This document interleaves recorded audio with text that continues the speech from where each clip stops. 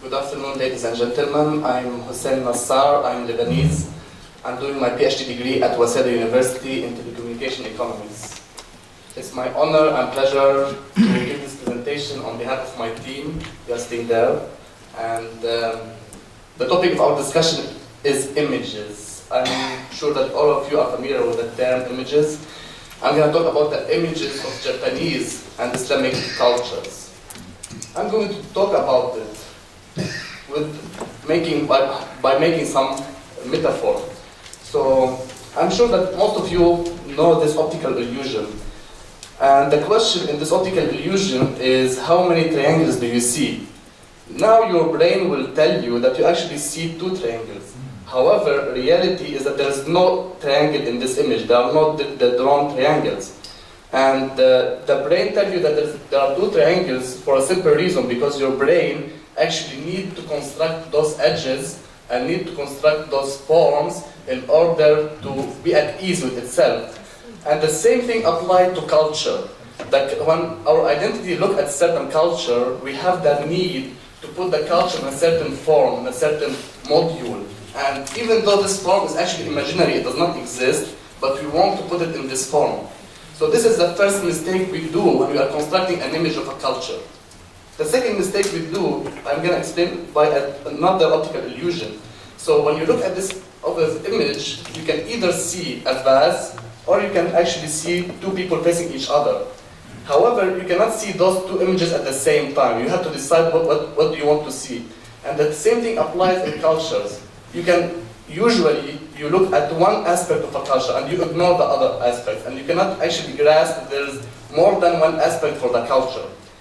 Finally, this optical illusion is a little bit different from the other 2, because this one is not really an optical illusion. In this image, there are 4 or 5 horses drawn, and it requires a lot of effort in order to actually identify those horses which are in this picture. And the same thing applies for culture, because the culture has so many things, and we have to put a lot of effort in order to actually see those things in the culture.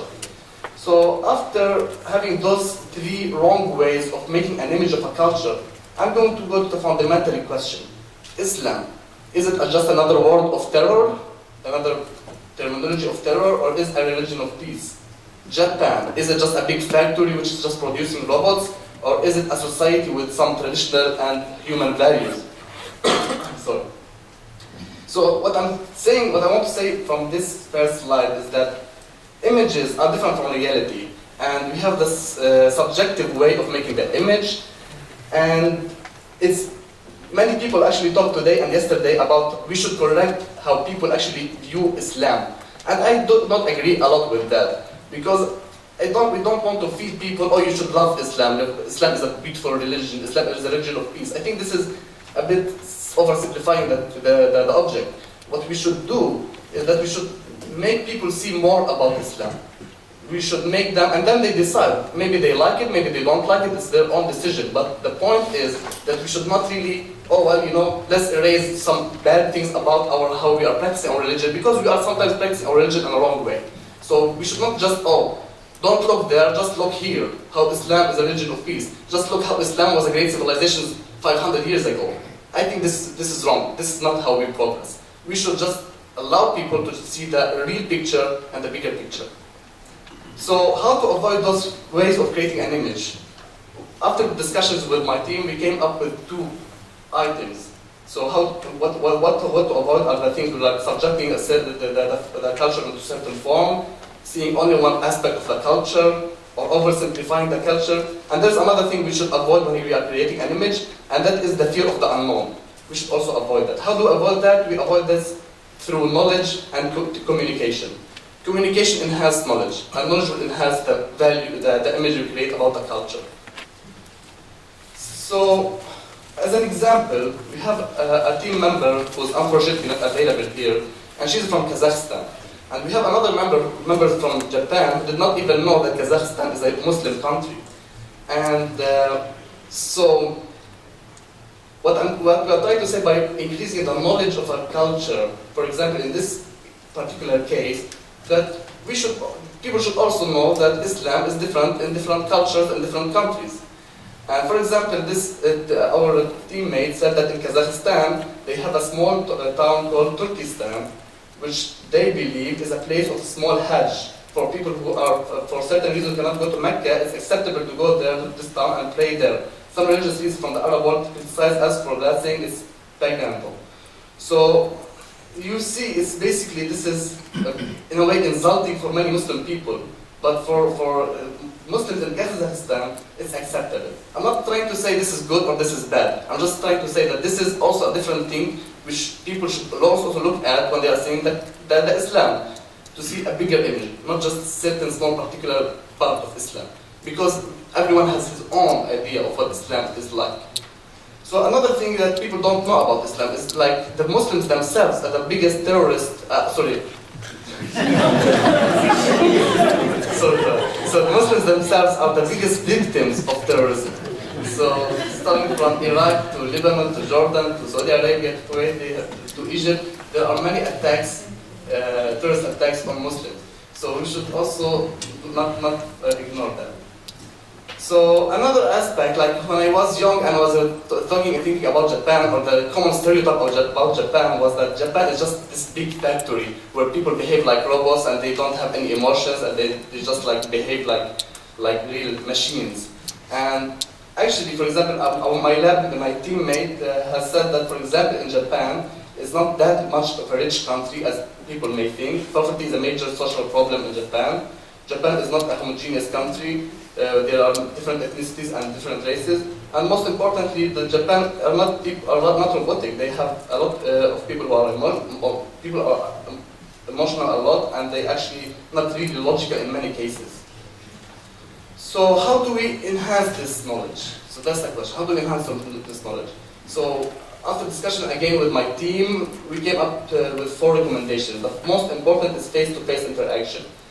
And when we talk about face-to-face interaction, we don't talk about this dialogue here. This is not a real face-to-face interaction because all of us are interested in each other's cultures, and all of us are open toward other cultures. We should bring people who are actually not so open to the other culture and actually make some dialogue with them and conversation with them and some knowledge sharing with them.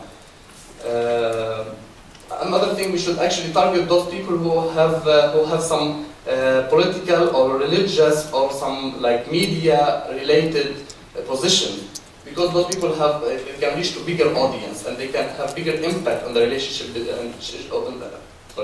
they can have bigger impact on the sharing of knowledge. Third point is that we can have actually Islamic teaching in Japanese schools and Japanese teaching in Islamic teaching in Japanese schools and Japanese teaching in Muslim countries. Just like how we teach about Greek philosophy, we can also teach about the Japanese philosophy and Japanese way of thinking. So this is actually after we construct this image. So what's next? So if we think that after we make this big image, then our problems are solved, I think this is really wrong, because maybe this image, for example, one thing I just want to mention before going into this last slide is that the importance of making knowledge, we can avoid some problems like when the Grand Mufti of Saudi Arabia banned the Pokemon anime in year 2001. So my understanding is that if we have better image, then such thing would not happen, because we have better knowledge. However, just by creating better knowledge does not necessarily imply a homogeneous cultures interacting with each other. Because if we don't have the understanding and we do not have the correct values and we don't have mutual respect, then this interaction and this knowledge will turn out to be friction instead of coherence. So what we're trying to do is that after we have this knowledge, we should also have some values, like values of understanding and values of respect, so we can actually work together in order to progress in our values and the human lives.